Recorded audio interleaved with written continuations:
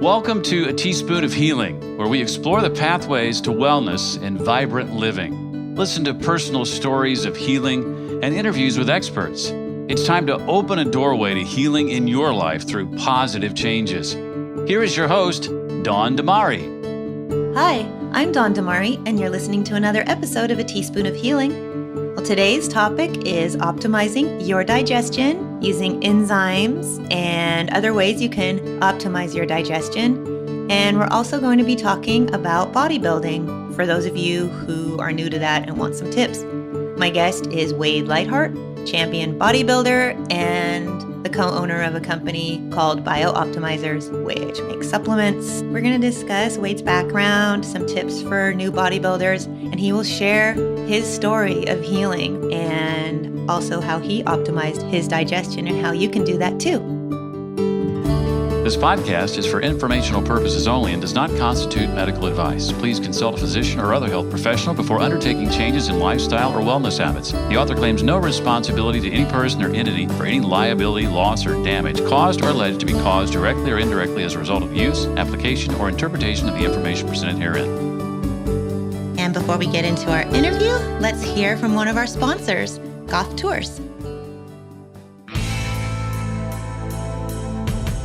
Hi, this is Goff, owner of Goff Tours, specializing in stand-up paddleboarding or surfing lessons. I even do snorkeling. You can reach me here. Orange County has what you're looking for. You can contact me via email at gofftours@gmail.com or mobile number is 949-338-5937, gofftours.com.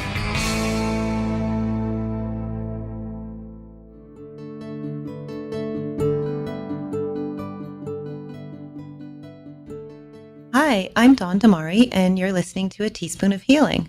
Well, today my guest is Wade Lightheart. He's a champion bodybuilder, nutritionist, best-selling author, and the owner of a company called BiOptimizers, which is a supplement company that deals with digestion. And today we're going to talk about digestion, which is really awesome. For those of you who don't know, I also work with that. So it's going to be so great to talk to someone who realizes the importance of digestion. And we'll talk about bodybuilding and health and fitness and your story. So hi, Wade, and welcome. Great to be here, Dawn. So you are originally from Canada and you're now living in Santa Monica? Yeah, we're working on the visa process now. So nice. Hopefully it all works out. I can stay here training at Gold's Gym. Oh, nice. Nice. So you are a champion bodybuilder. And when did you get into bodybuilding? Well, I'll take it back to when I was 15 years old. Three unique things kind of happened to me simultaneously. One, my parents moved to a very rural place in New Brunswick, which is the province that's right next to Maine. So if anybody's been to Maine, you've pretty much been to New Brunswick. It's the same kind of very rural, a lot of woods, cold in the winter. And so they moved to this very rural place. It was 5 miles to my nearest neighbor. Literally, the power lines and telephone poles ended at my driveway. And at the same time, my sister, my older sister of 4 years, was diagnosed with cancer, like simultaneously. And I watched her go through the medical model for 4 years before she died at a tragic young age at 22. And then also at the same time, when this happened, I was 15 years old. She handed me a bodybuilding magazine with Troy Zuclato, who had just won Mr. California, and two very attractive women on the cover. And you know, being 15 and out of my mind with testosterone, nothing to do in this rural area, I was like, oh man, better get some of these muscles or something, you know? And I set about it, built a gym in my barn, my garage, and started lifting weights and reading Arnold Schwarzenegger stories and doing all the magazines, and went on to study exercise physiology later on, and then ended up in a career in health and fitness. And those impacts, I didn't realize the impact of that for maybe 10 years about, you know, just my sister's early mortality and how I realized that health is not a guarantee and life's not a guarantee. In fact, death is a certainty. So it really shaped my life in ways that, you know, set me on a certain trajectory. Great. Now, do you have any tips for people who are just starting out with weight training or bodybuilding? You could pretty much start get a from coach. Scratch. Oh, get a coach. Okay. Yeah, get a coach. I mean, it took me 10 years to go get a real coach. And I probably made more progress in the first year of the coaching relationship I had than I did in the 10 prior to. Not that I didn't make progress, but I probably would have got there 3 or 4 times faster had I had professional coaching from the start. And I think for people starting out, it's just listening to the person, the fittest person in your gym, or the biggest person in your gym, or the person or the prettiest person in the gym, is not necessarily answers, because sometimes they might be genetically gifted or have different perspectives and they don't necessarily know how to address your unique individual needs. So a really good coach knows how to cultivate not just the physicality of it, but the psychology of it. Like, most people don't realize they're not getting into the gym to get in shape. They're getting into the gym to get the payoff of what they think getting in shape is going to give them. And that's a very big distinction that, unless you've coached a lot of people, which I have, I don't think people really understand the nuances of what that means.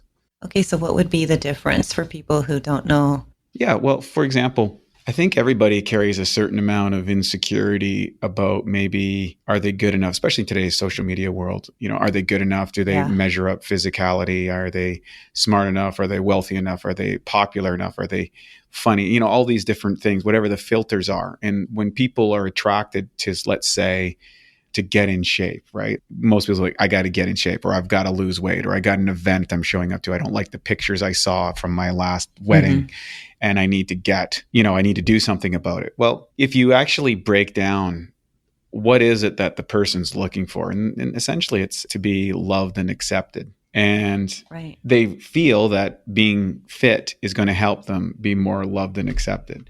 And then there are cases that people might come in because of a health issue, right? They've damaged their body and the doctor says they have to lose this or whatever. But again, they're looking for a payoff. And I always tell my clients back in the day, is like, hey, look, getting you in shape, that's not an issue. Figuring out why that you think getting in shape is going to, deal with that little demon in your head, that's the real goal. Right. That's the real goal. Right. Yeah. So I think that a great coach can address both of those issues, because most people will try to go too hard, too fast, or they'll pick a routine or a program that's not really suitable for where they might be, or they had a high level of fitness maybe at an early age in life, and life got in the way and now they're coming back, but in their mind they're still that 18-year-old or that 22-year-old or whatever, and time has taken its toll and they don't realize how much it is until they go in there, and they need to scale up properly. Not that they can't achieve a great level of fitness or health, but they need to scale up there in a way that's reasonable and manageable and makes the journey enjoyable, not some sort of, boot camp torture zone or, you're not worthy if you're not starving and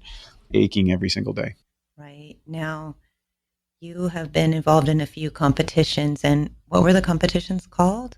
Well, I won, everything from local shows. I think I won 13 titles, 5 different weight classes, everything through the provincial and Western Canadians and national championships, and competed at the Mr. Universe and the World Championships and stuff. Yeah, it was a long journey over about 20 years. So it was a lot of fun, and I was able to translate it into helping other people, which is my big passion in life. Now, after one of your competitions, your body broke down, and that must have been really devastating. Do you mind sharing that story with our listeners and your journey back to health? Yeah, happy to do so. In 2003, I went on a series of contests. So I went to the Western Canadians, the national championships. And because I won both of those, I was then qualified to go to the Mr. Universe contest, which was my 15-year-old dream. And, I went to the contest, and it was a fantastic experience. And, to be with the world's best in your chosen field. And, the pictures all look awesome and everything. But I had really pushed my body beyond its genetic or natural capacities in pursuit of this idea of physical perfection. And I literally gained 42 pounds of fat and water in the 11 weeks after the contest. Yeah. So I always say I went from Mr. Universe to Mr. Marshmallow. Oh, I'm sure.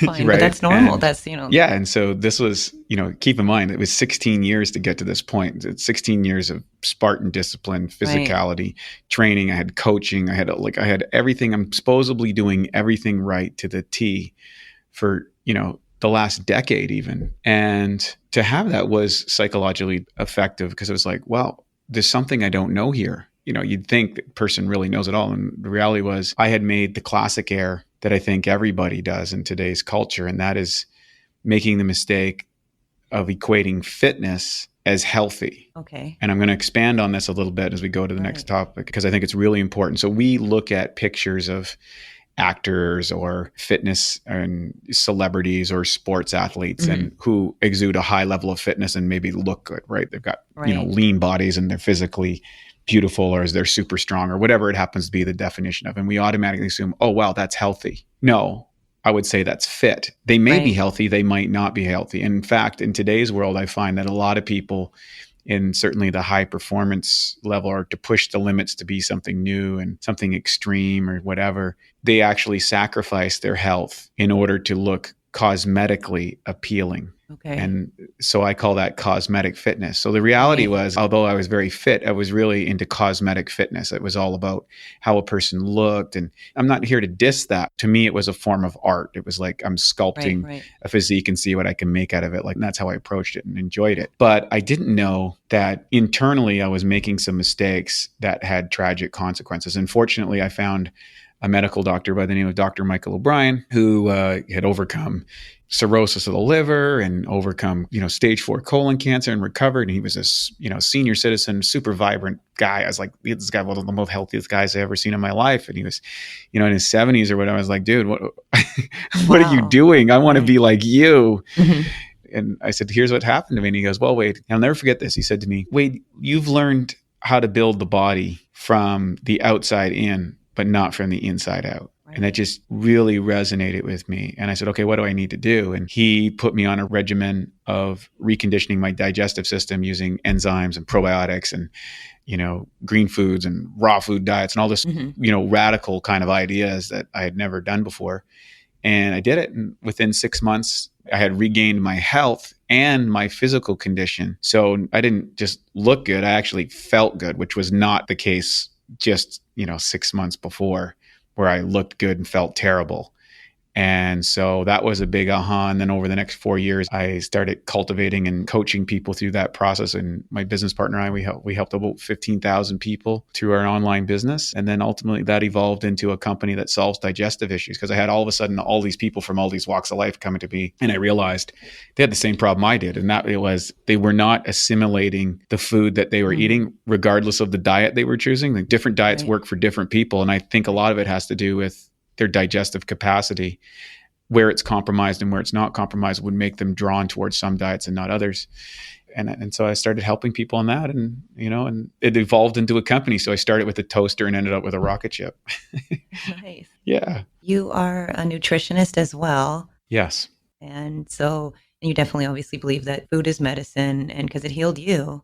Yeah. So, and your company, the company BiOptimizers, you're the owner as well? Correct. Yeah. Myself and Matt Gallant, we were both personal trainers in the East Coast and then on the West Coast in Vancouver together. And funny enough, they'd competed and had a lot of success. He said, hey, you're pretty unusual. You're like a vegetarian bodybuilder. Like, there's none of those. And had a lot of success. Maybe we could make a book about it and sell it online. I'm like, really? You're making money online? He's like, yeah. I didn't believe him. But I said, hey, I'll write the book if it helps people. Cool. And, we've been in business ever since. And what was that book called? That book was a bodybuilding book called Freaky Big Naturally, if you want to believe it. And it was just about teaching young men how to avoid the pitfalls of the bodybuilding industry that they get caught up in, the drugs and all that sort of stuff, and to choose a different pathway that incorporated some of the inner game ideologies that I had learned and was partial to through meditation and the use of enzymes and, mind machines and psychological programming for yourself for excellence and all that sort of stuff. And so we incorporated that into a book, and it took off. And then, we eventually morphed into a digestive health company for the reasons I said before.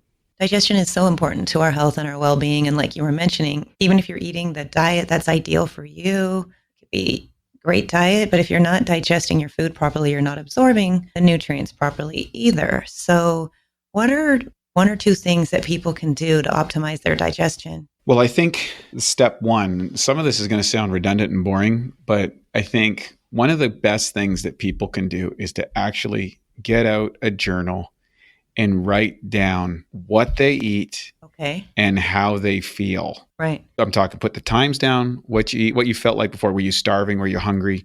And then what did you feel maybe afterwards? Did you feel tired? Did you feel bloated? Did you have a crash in the afternoon? And go through that for maybe a week or 2 weeks. Right there, you're going to get a clear indication what foods are working for you and what are not. Most people don't take the time. They'll say, oh yeah, I kind of eat healthy. And they don't actually take the time to observe, or they're not paying attention to what happens when they eat. I think that's the first step, because all of a sudden you get real world insight outside of any external authority, right? Like Absolutely. About what's going on in your own body. So that's like a journal. And that's like, the first step. Not exactly a food journal, but more of a how you feel after you eat. Yeah. And before and after, are you tired? Are you sleeping? Did you sleep too much? Did you wake up energy? Just this little bit of biofeedback to tune into yourself and start paying attention. Right. That can be extraordinarily transformative in itself. Yes, definitely. Especially when you're just even being mindful of how you feel before and after you eat, or how did you Exactly. sleep, just to even be paying attention. Anyway, so, and also, what do you suggest next that people do? Well, number one is try to become an observer instead of the executioner for yourself. So I think a lot of people get tripped up with emotions about feeling guilty or getting off on some sort of satisfaction if they're on, associated with a certain diet tribe. So watching those hooks, the hooks that I'm part of a tribe, and become inflexible and being observable about what my body requires. And I'm speaking as if I'm the person reflecting, and then just not getting, not beating oneself up because you went out and had a few beers with your friends or a cake or something, it's like, so there's so much emotionality and guilt tied up. I know it's really deep for a lot of women, and I see it also emerge in a lot of kind of businessmen who work really hard, and then they kick off after work, and then they eat too much with, stress related eating, and then they feel bad about themselves, and they create these cycles. And I think women, my experience with coaching a lot of women, is the same type of things. It's so that all of a sudden you're actually eating to create the negative feelings of emotion. You're not eating to sustain oneself. And you've got to really address those if you're going to have health in the long term. Absolutely. And what's another thing that you would suggest? I would suggest getting their digestive systems optimized. And what I have experienced is that almost everybody, especially by the time you're 40, if you hit 40, forget it. Like pretty much everybody's got some form of digestive complications, and they vary in degrees. And left unchecked, I read something recently at the Surgeon General, I believe it was, suggested that digestive related illnesses are now the 5th leading cause of death. Wow. And where that's tying in is, if you look at the big 3, cancer, heart disease, and diabetes, well, actually, all of those issues can be traced to your ability to assimilate and use the food that you're eating, or pathogens from your food that you're not able to metabolize and use in your dietary process. So the question comes is, how do I address that beforehand, before I get, diabetes, before I get cancer, before I get heart disease? And that comes down to making sure that your digestive system works correctly. And the reality is, we live in a world today where, the food that we eat is significantly different from the food we were eating as 100 years ago. I don't care if you're eating biodynamic organics. I was just in India recently and talking to a farmer, and he was saying he does holistic ethical or ethical farming. I said, what does that mean? He goes, well, I'm a farmer. And he goes, and a lot of the organics that people are using today, they'll have a root that goes down 3 to 6 feet. And I know that on the whole Ayurvedic philosophy, that root needed to be 6 to 9 feet. And without the deep roots, you don't have the same quality of foods and vegetables. And I think in today's monoculture driven world, that is the truth. So we're not getting anywhere near to the food. And I had the good fortune of eating organic food at a young age, where we get seeds from a Mennonite farm that had been recycled for, 300 years or something like that. Now you would eat one tomato, for example, and you're full. You can't eat anything else. It's that nutrient dense. Wow.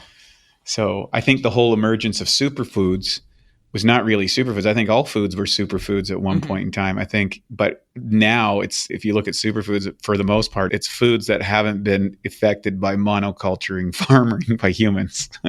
If they grow somewhere in the woods where we haven't been for a while, it's probably pretty good for you. Definitely. Yeah. Now, our culture encourages us to gulp down your food and then move on to something, quote unquote, more important, rather than sitting down and savoring our food like they do in some other cultures, and, the ritual of eating. And I know that that affects digestion. I've changed my habits a lot, as much as I can. Sometimes, you don't have a lot of time, but to be more mindful while you're eating. Is there a way to get people to realize that, especially in American culture? I'm not sure how it is in Canada. Well, I think it's part of the changing of the species. I mean, I was watching an interview with Elon Musk, and he was arguing that humans have become cyborgs. Yes, I think I saw this as well. Yes. And I think it's a very interesting perspective when you think of how many people, they're checking their phone, 80 to 100 times a day. I know, I'm guilty of it. We're staring in front of screens all the time. We got the blue light kind of streaming into our brains all the time. If you go to Dr. Cruz's stuff on mitochondria function and blue light and all that stuff, it's really interesting. And so what's happened is we've kind of fused our consciousness with the machines. And the consciousness of a machine is, if you want to call it that, it runs on electricity. And we run on a form of electricity. But the electricity that the machine needs is very clear, and the electricity that the human needs is not so clear, and it's much more varied. And I think what's happened is we've become more identified with our digital reality than, maybe not more, but certainly it's, that fusion of the singularity is starting to happen, and people aren't separating who they are as a person from who they are in this kind of artificially, digitally created world. And so I believe that taking time to sit down and enjoy your food and to taste your food. If you look at the Indian cultures, you have the 5 electrical energies in food with the taste and the senses, and to really embrace it. I'll give you an example. If you look at the most popular foods in America today, what are they? They're foods that you hold with your hands. Yes. Pizza, hamburgers, fries, hot dogs, it's chips. Tacos. I love all that stuff. And I do believe that there is kinetic or kinesthetic feel. You feel the food. You're tasting the food with your fingers. You're smelling the food with your senses. You're tasting it as it comes in your mouth. And so if you look at people who have a glass of wine, I oftentimes think that a lot of times when you're having a glass of wine, it's not the wine, it's the experience you create around the wine, which I've done the exact same thing with kombuchas, and it's like, I create like a champagne experience with kombucha. Right. To me, it's just fantastic, but it's about the setting. Right. What is the setting? What is the occasion? Am I taking time? Am I being present with the people I'm sharing that meal with? Or am I, texting on my phone in between? And if you are, I think it's time to pause, because we do know that your nervous system is in a different state if you're on your phone than if you're just eating in presence. Yeah. So when you're eating in present, you're in the parasympathetic. So is it true? So when you're on your phone, is it more of the sympathetic nervous system kicking in? So that fight or flight? See, that's not good if we're doing that a lot during the day. Exactly. But especially when you're eating. Like, I know if you're eating when you're driving, it's the same thing. Yeah, you don't want to do that. Eating while you're working, I know it's hard. But at least, try to work on something that's not, or just, I don't know, check an email, something that's not going to stress you out. So I didn't know the phones too, or also activate that. There's a little experiment I would often have people do for kind of a fun thing is go to the movies. Okay. And get one of those big giant popcorns. Right. Now, don't go to the movie. Just go to the sidewalk, sit down, and try and eat the whole bag of popcorn. You probably can't. Probably can't. It's very difficult. You're like, this doesn't taste that good. You go to the theaters. Now, go to the same theater, sit there in the back, making a movie that you don't want to see or that you've already watched, and watch the people in the theater. And you'll see as the stress comes up and then the tension releases, you'll see everybody dive for the popcorn, go for their drinks. And so that push-pull with the emotions are now being anchored and amplified. And this happens all the time on the internet. It happens on television. It happens when we're at the movies. It happens when we're in restaurants, watching stuff on our phones and all this sort of stuff. So we're actually repatterning our psychological associations with food. That's amazing. That's a really good exercise. It's enlightening. Everybody that I've had do that goes, wow. And that's all really nutrition is about, in my opinion. It's about becoming aware of, nourishing yourself, to use that term. Am I feeding myself or am I nourishing myself? And those are two very different things. Right. When you're working with clients, are they made aware of kind of what they're doing while they're eating? And have you had success with people maybe becoming more mindful about their food or how they're nourishing themselves? Yeah. I mean, any client that I ever coached, that was the first step. I wouldn't work with them. I would get them to write down a week of journals. And when I saw that journal, if they didn't get it right, I'd make them do another week before I'd even work with them. Because it wasn't about me telling somebody what to do. Right, right. It was about that person becoming aware of the choices they were making, both consciously and unconsciously, and reconnecting with the emotional side of their experience of eating. Probiotics and enzymes, of course, that's what everybody's talking about. And they seem to work really well for some people. And some people seem like it either doesn't work, or some people seem to get more digestive distress. Why is that? And are there certain ones that you recommend, or maybe certain times to take them? Yeah. What I'm going to do real quickly, if it's okay with you, is I'm just going to explain the process of digestion to your listeners. Absolutely. And that then would be great. we can kind of look at the areas where people get compromised, because it's going to vary from person to person. Right. Of course. Thanks. So the first food there is the smelling it, the tasting it, the touching it. That's one part. So that's the kind of kinesthetic experience and the olfactory experience. And then the gustatory experience is right off the bat, you're activating 3 nervous systems there. But it comes into your mouth. You start chewing the food. So as you talked about earlier, gulping the food or not, that's a big thing. So chewing the food properly, and then it travels down the esophagus into what's called the upper cardiac portion of the stomach, the top part of the stomach. Now, what most people don't realize is that this is where the enzymes present in the food are going to break down the food. And enzymes are present in every single living organism. The difference between the living and the non-living is the presence of enzymes, essentially. And so enzymes are these little catalysts that facilitate and speed up chemical reactions, period. Whether it's a chemical enzyme that people are using or an enzyme inside your body. And we have about 25,000 different enzymes. Now, every species on the planet, whether it's a whale, killer whale eating seals, whether it's a tiger eating a zebra, whether it's a cow eating grass, eats its food in a live state. In that live state, the enzymes are present within that organism. And so if I'm a tiger, I go out and I kill the zebra.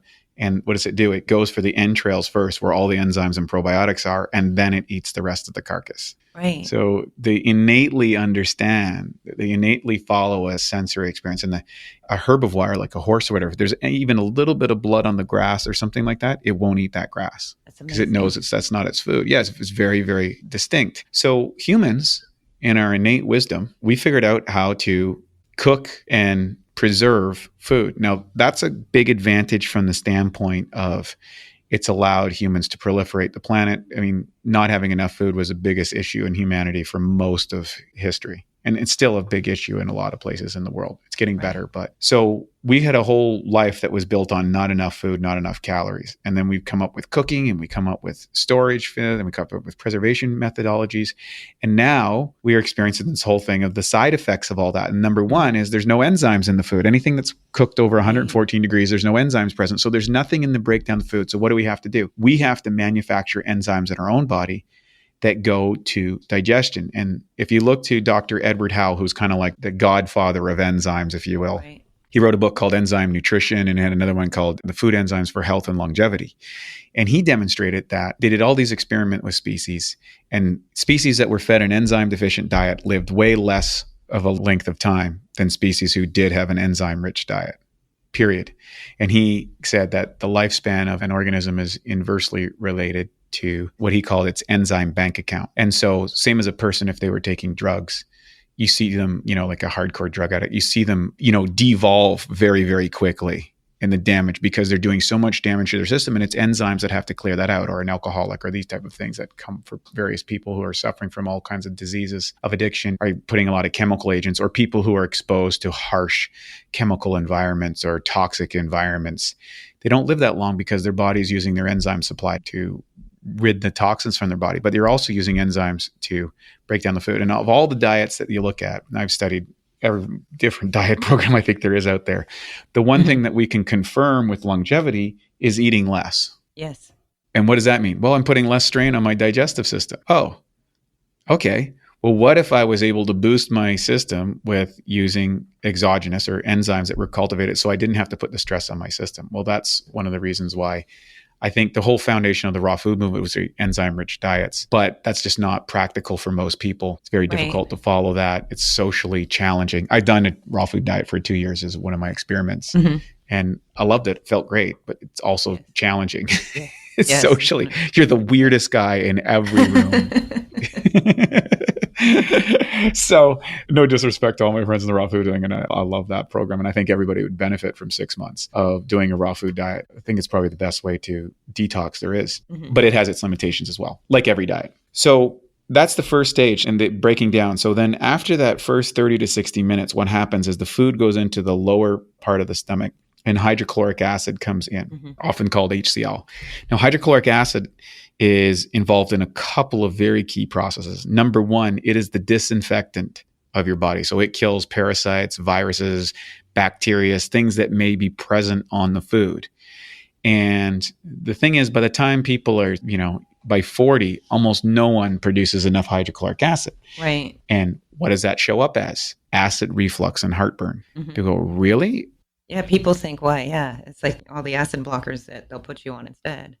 Yeah. So the ironic thing about this drives me crazy as I'll see an advertisement for these, proton pumps and these acid blockers and over-the-counter stuff. And it's like, wait a second. The reason why you're having heartburn, the reason why you're having the issues is because you're not producing enough hydrochloric acid. Now you're going to take a drug or a chemical to block that even further, which are going to have a lot of issues. And how that mechanism works for those who are listening. And if they want to check it, I'll give them links after. I've got a whole interview with a naturopathic physician explaining this. But there's what's called the esophageal sphincter at the top of the stomach. And when the hydrochloric acid comes into a sufficient enough level, that triggers the flap to close. If you don't produce enough, the flap stays open and some of that acid will spill up. And that's where you get the heartburn or the esophageal swelling and that sort of stuff. So anyways, the hydrochloric acid comes in, it disinfects, it kills the bacteria, it kills the viruses, it kills the parasites. It's the front part of our immune system. And it also changes the pH levels of the food that you've ingested. And that will activate some enzymes and deactivate other enzymes at that point as the pH changes. So that's a very critical component that happens. So that digestion, the assimilation process happens in a very structured and sequential way, particularly around protein digestion and amino acids. After that, the chyme, I guess it will, through peristaltic attraction now moves into the intestinal tract. And so your body releases what's called bicarbonate buffers, which is a fancy name for alkaline minerals. Those alkaline minerals take the acid, put it down to a more neutral level so that you do not burn holes in your intestinal tract. And if you don't have enough minerals or that's not working right, that's where people get ulcers and gastritis and all these inflammatory based bowel related illnesses. And so as it goes into the next stage of digestion, that's where your probiotics, the good bacteria, are going to work on the food. Now, in your body, the estimates are somewhere around 500 strains. That's going to vary person to person. Some people would only have 200, 250. Some people would have 500. They discovered Amazonian tribes people recently that had like 200 other bacteria levels or different types of bacteria that we don't have. Wow. So there's a lot of information that's going into this area right now. It's kind of like the golden age of probiotic discovery. Right. Our purpose is, I'll just say that 10% of these guys are good, 10% are bad, and 80% are opportunists. And based on our diets, based on our emotionality, based on, whether we're in sympathetic, parasympathetic nervous system, whether we just had a stressful experience, all of these things will contribute to which of these bacteria will be kind of proliferating at any given time. And so the idea is that you want to eat a diet that supports the good bacteria and doesn't support the bad bacteria. And anyone that's gone through dosages of antibiotics, the unfortunate part is it just kind of it's kind of like strip bombing all of that. It kills the good, it kills the bad, it kills the ugly.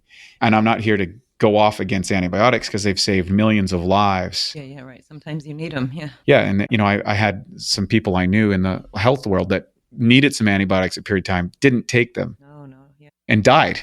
They're there for a reason. Yeah, they're there and they're to be used under the guidance of a physician for a short period of time. And as soon as you get off them, then you want to repopulate what's called, and the fancy name for this is the microbiome. And these bacteria are so powerful. I mean, bacteria inside your body, there's about 10 times the amount of bacteria in your body as you have cells.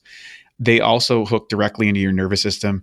They help you make the polypeptide chains for your hormones in your brain. They create cravings inside your body. These things are intimately tied into our nervous system and can affect us. And I have seen so many people who suffered from depression, who suffered from, all sorts of psychological and emotional conditions or instability or all this sort of stuff, that as soon as we cleaned up their guts, all that stuff went away. And it's largely related to the bacteria. So yes, the psychology as well. Yeah, they take down. Yeah, it's tied to, so many things.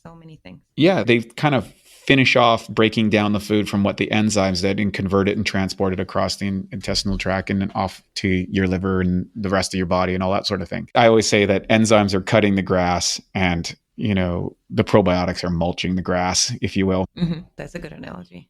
Yeah. And then the final stage of the digestive process is peristaltic contraction continues and you eliminate everything that you don't need. And of course, constipation is probably one of the biggest issues. And it's a really huge issue, particularly in the female community. A lot of times because I think as young women, they're very concerned about going to the bathroom and does it smell or do they have problems? And they tend to hold themselves longer. And so they start to suspend their natural peristaltic contractions.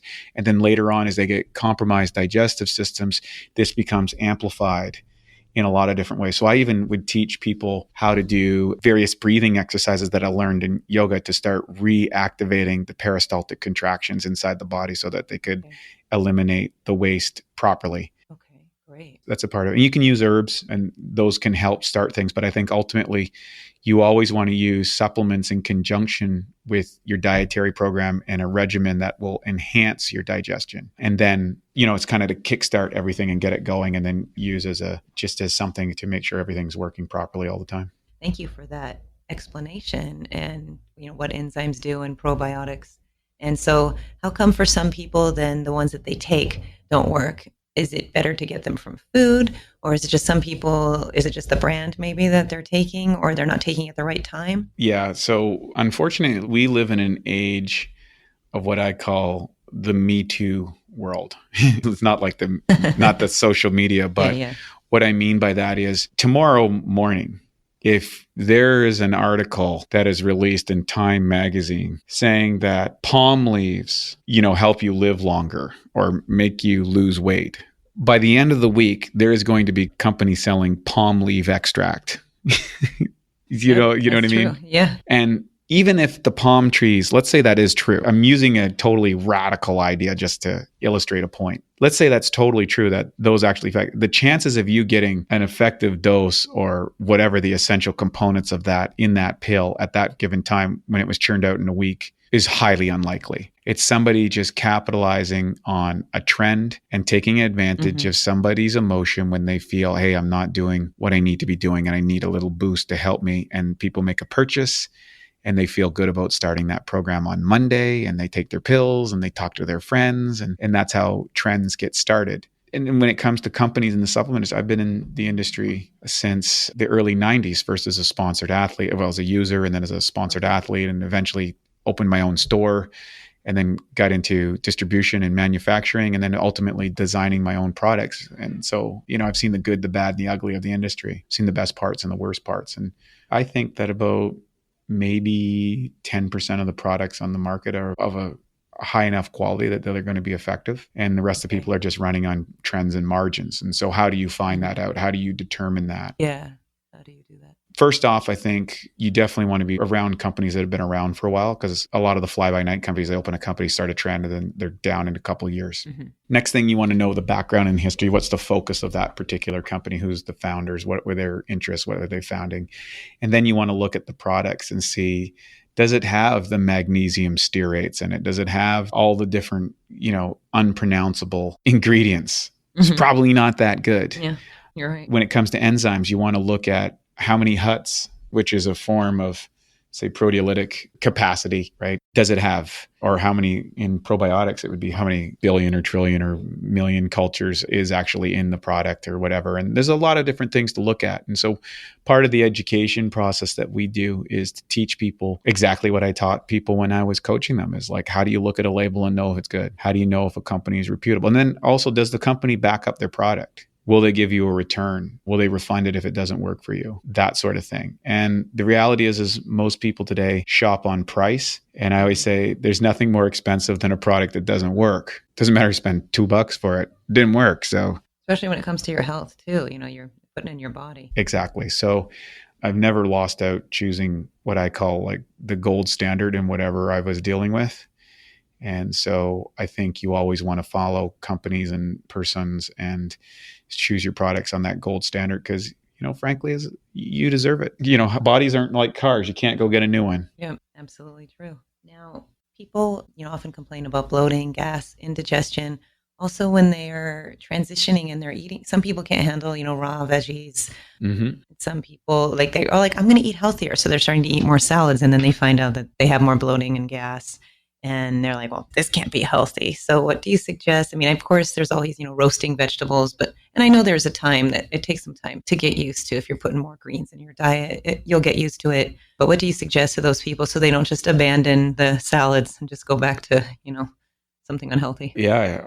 I've dealt that so many times. And, you have to realize is that whatever age you are, you've gotten to your current dietary and health condition from what you've taught your body over the last, whether it's 10 years or whether it's 80 years. And going back to the bacteria issue, when you start changing the food that you eat, your microbiome starts to change. And some of those bacteria are not going to be happy about that change, particularly if they're a bad one and they're getting fed from a poor diet. Right. They're going to be upset and they're going to start creating all sorts of problems, producing indole, scadol. And so there's a period of transition. And the key, and this is where coaching comes in really well, is that you have someone to help you manage that transition, because it is a transition. It's going to take you a little bit while before those vegetables taste good. It's going to take a little while before some of those things are going to start to taste good. I can remember being on extended diets for a long period of time where, a piece of shredded wheat tasted like the manna of the gods, because I had restricted my diet for so much that anything was sublime. And what's happened is, in the world that we live in today, we have to realize is that we've kind of overstimulated our nervous system with all these extra flavor agents. Yes. And what happens is the food that we eat, oftentimes we're not getting the same stimulation anymore. And so it takes a bit to refine and start to pick up those finer objects. And then those things that we loved before are going to taste too sweet or too scary or too whatever. So when it comes to the digestive bloating and gassing, one of the reasons we created our digestive health line is because most people are coming to us during either a health challenge or they're making some dietary changes and they recognize that their digestive system isn't right. So the use of enzymes and probiotics and hydrochloric acid and those things make that transition super easy and super fast. And that's why we do that. Okay, excellent. Now, you're a vegetarian, and how long have you been a vegetarian? Yeah, so I stopped eating flesh in 2001, I guess. I read a book called The Holy Science, which was my spiritual teacher's autobiography, Yogi Yogananda, very popular yogi in the West. His teacher wrote a book called The Holy Science and kind of broke down this whole digestive system thing. And I read it and I said, I'm going to try it. I was a carnivore at the time. And I'm not one of those vigilante vegans that goes off and, throws daggers at people if they're eating meat or something. I just never understood that. Right. Who am I to tell anybody what to eat? Yeah, exactly. And the bottom line is, I made a shift for a couple of weeks, and then I went a month, and then I went 2 months, and I said, I guess I'm not going to eat anymore. So it was no big deal. It just kind of happened and never changed. And, that's evolved in a lot of areas. And if that was to change in the future, I would do so. I just don't see any need right now. Nice. And so you're also a bodybuilder and a vegetarian. A lot of people, when they're bodybuilders, they think, I need so much protein, which of course you can get in a vegetarian diet.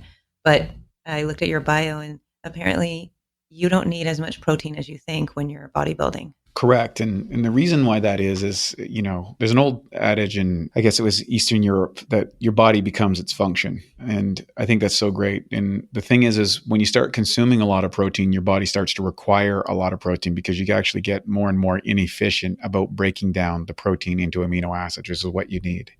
And I was literally way back in 2007, I was a raw food, 2005, 2006, 2007. I was a raw food vegetarian. I was only eating raw food. That was the experiment. And what I realized is that it was really hard to get enough protein to sustain what I would call world-class athletic endeavors. I mean, I was training at a very heavy and hard rate, which has different nutrient requirements than the average person. And so I was looking at ways of how I could improve that. And that's when I developed my first enzyme formulation, which was to convert proteins into amino acids. And I made it for myself. And all of a sudden other people wanted it. And I think we're on our third version of that now in 14 years. So the product was called Massymes, and it's enzymes for the masses. It's something because undigested protein is the biggest cause of disease and dysfunction in the digestive body. And breaking down that protein into amino acids is something that everybody needs to do. And so I'm able to do that at a high level because I use proteolytic enzymes that we produce to convert that protein. So I'm getting virtually all of the amino acids out of everything I eat because of just an optimal digestive system. So yeah, I don't need it that much. Let's talk a little bit about your book. So you are a best-selling author, and what are the books that you've written? I know you mentioned one earlier. Yeah, we did. Yeah, that was kind of the bodybuilding side. I don't think anybody wants that one. Not true. We did the Staying Alive in a Toxic World was one of the most popular ones, written with Katrine Valinsky. So she's my ND. We Okay. discovered a lot. She had a great story, overcame the challenge of radioactive poisoning from Chernobyl. And she was a client of mine.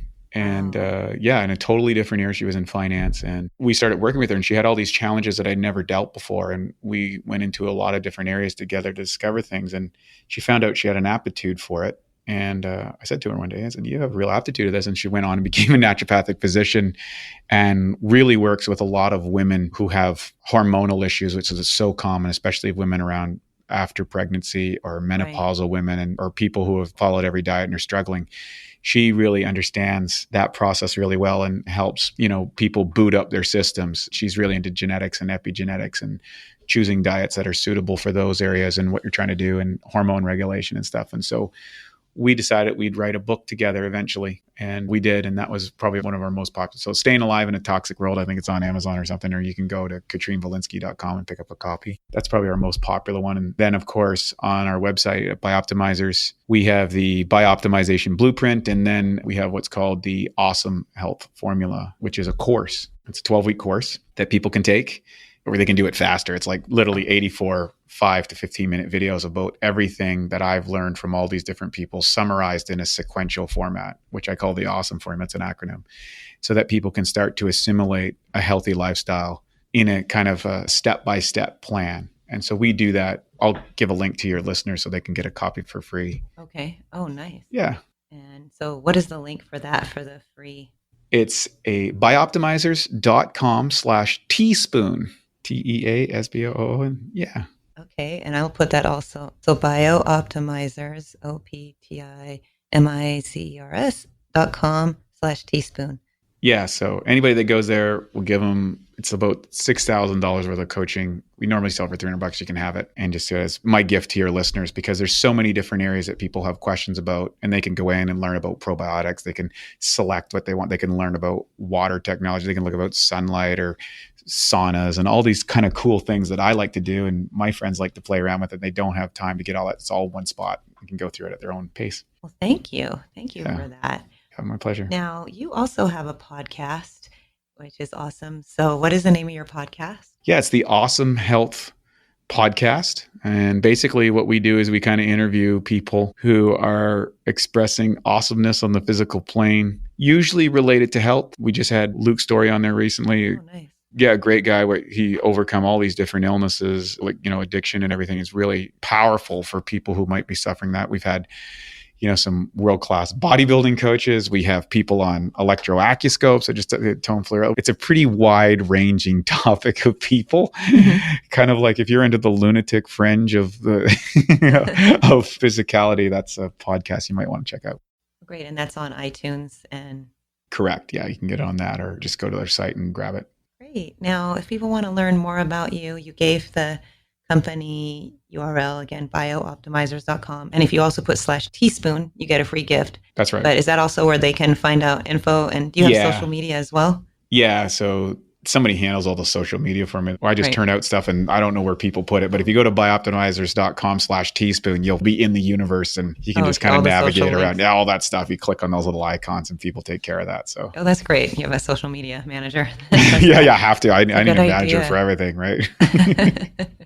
Great. Well, thank you, Wade, for joining us on A Teaspoon of Healing. Is there anything you'd like to say to our listeners before we sign off? Well, first and foremost, I want to thank you for bringing me on here. And second thing is I want to reach out and say to them, if you're listening to this, your quest for better health or optimized health is a noble cause and that you should endeavor to take it. I would recommend that you get a coach, you get a therapist, a practitioner, someone to kind of be the voice of reason so that we can deal with those little voices in our head, and that really can be helpful, and that you get specific. There's a proliferation of information out there. But the reality is you're a very unique person at a unique time in your life. and you need someone that can help you navigate that so that your diet program, your nutrition program, your health program fits your lifestyle and what it is that you want to achieve. And that becomes a great way to clear up what I call the dance of delusion in the land of confusion, where we have all this information, but how do you put it together into something that's meaningful in your life? So I hope that you take that to heart as a little teaspoon of healing and run with it today. Great. Well, thank you so much, Wade, for joining us, and I'll talk to you soon. Thank you so much, Dawn. Thank you for listening to this episode of A Teaspoon of Healing. If you have any questions for me or for Wade, visit my website, teaspoonofhealing.com. Click on contact and I'll get back to you. You can also reach me on Instagram at Teaspoon of Healing or Facebook.com/Teaspoon of Healing. Stay tuned. Next week, there's another episode. And don't forget to subscribe and leave me a star rating on iTunes. Have a great week. Thank you for listening to A Teaspoon of Healing with Dawn Damari, your home for wellness and vibrant living.